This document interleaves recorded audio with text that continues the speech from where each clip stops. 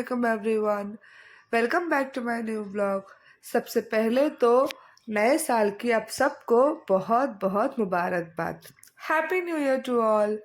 आज मैं आप लोगों के लिए गाजर के हलवे की रेसिपी लेकर आई हूँ, क्योंकि आप सभी जानते हैं विंटर सीजन है और विंटर सीजन में गाजर के हलवे के खाने का मज़ा तो कुछ और ही होता है। तो चलिए बनाना शुरू करते हैं।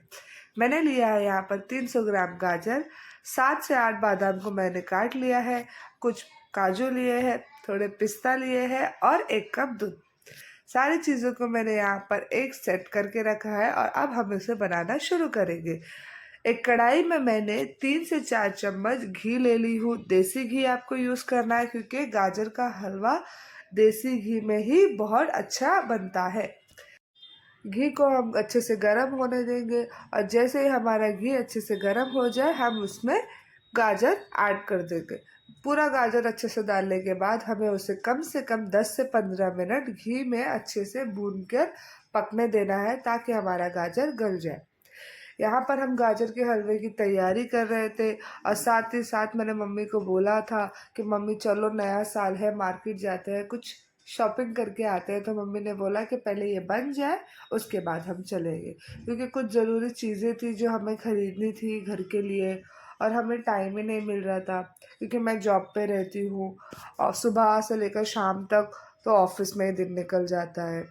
और ऑफिस में जाना मतलब पूरी थकान पूरी थकान इतनी हो जाती है कि घर आने के बाद कुछ काम ही नहीं होता या फिर कुछ टाइम ही नहीं मिलता कुछ करने का। तो आज मेरी छुट्टी थी तो मैंने मम्मी को बोला चलिए हम जाके जो ज़रूरी सामान है हम वो ख़रीद के लेकर आते हैं। तो मम्मी ने बोला कि पहले ये पक जाए, सारी काम घर के हो जाए, उसके बाद हम चलेंगे। गाजर अच्छी तरीके से भून गया था तो हम यहाँ पर 1 कप उसमें दूध ऐड कर रहे हैं। दूध आपको हमेशा पका हुआ ही लेना है, कच्चा दूध नहीं यूज़ करना है, क्योंकि गाजर के हलवे का टेस्ट उससे अच्छा नहीं आता है। दूध को अगर आप पका कर लेंगे तो और अच्छा टेस्ट आएगा, तो इसलिए हमेशा दूध पका हुआ लीजिए। दूध डालने के बाद आपको फिर से उसे 10 मिनट के लिए पकने देना है, जब तक आपका दूध गाजर में घुल कर सूख ना जाए।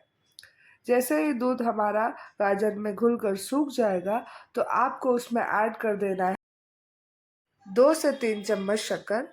हम यहाँ पर थोड़ा कम मीठा खाते हैं, इसलिए हमने कम शक्कर ऐड कीजिए। अगर आप मीठे के ज़्यादा शौकीन हैं तो आप शक्कर की मात्रा बढ़ा भी सकते हैं आपके हिसाब से। सारी चीज़ें डालने के बाद हमने उसको ढक कर कम से कम और 10 मिनट के लिए पका लिया है, क्योंकि और भी बहुत सारे काम होते हैं। सुबह सुबह का वक्त तो आपको पता ही है, घर में कपड़े धोने हैं, बर्तन धोने हैं, बहुत सारे काम थे। तो मम्मी सारा काम जल्दी जल्दी निपटा रही थी और मेरी बहनें आई हुई हैं, उनके बच्चे आए हुए हैं, तो उनके लिए भी अलग से पकाना पड़ता है, क्योंकि बच्चे हमारी तरह तीखा तो खा नहीं सकते, तो वो एक अलग बनाना है। फिर घर का खाना भी बनाना है, फिर मुझे वीडियो भी शूट करना है, वॉइस ओवर भी करना है, फिर बहुत सारे काम होते हैं। इसलिए मैं सारी चीज़ें जल्दी जल्दी कर रही थी और मैं मम्मी को भी उसी स्पीड से दौड़ाने की कोशिश कर रही थी। फिर मम्मी ने बोला कि तू रुक जा, सब्र कर, हम आराम से सारे काम करेंगे, कोई घाई नहीं है। फिर उन्होंने मुझे एक वन लाइनर मार दिया कि जल्दी का काम शैतान का होता है। वो सुनकर मैं चुप ही हो गई। जब तक मेरी बकवास मेरी मम्मी सुनते जा रही थी तब तक हमारा गाजर का हलवा पक गया और हमने उसमें सारे जो ड्राई फ्रूट्स हमने अच्छे से काट कर रखे थे वो ऐड कर दिए। ड्राई फ्रूट्स आप आपके हिसाब से डालिएगा। मुझे काजू बादाम पिस्ता तीनों अच्छे लगते थे, इसलिए मैंने मम्मी को तीनों ऐड करने के लिए बोला है।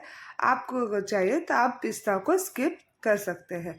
ड्राई फ्रूट्स डालने के बाद हमने उसमें ऐड कर दिया है मावा। मावा आपको फीका वाला लेना है, क्योंकि हमने ऑलरेडी उसमें शक्कर ऐड की थी, तो मीठा वाला मावा नहीं लीजिएगा, हमेशा फीका मावा ही इस्तेमाल करिएगा। मावा और ड्राई फ्रूट्स डालने के बाद हमें फिर से उसे अच्छे से मिक्स कर देना है और यहाँ पर तैयार हो गया है आपका गर्मा गर्म गाजर का हलवा। आइए उसकी प्लेटिंग कर देते हैं। वीडियो देखने के लिए शुक्रिया। कल मिलेंगे। अल्लाह हाफिज़।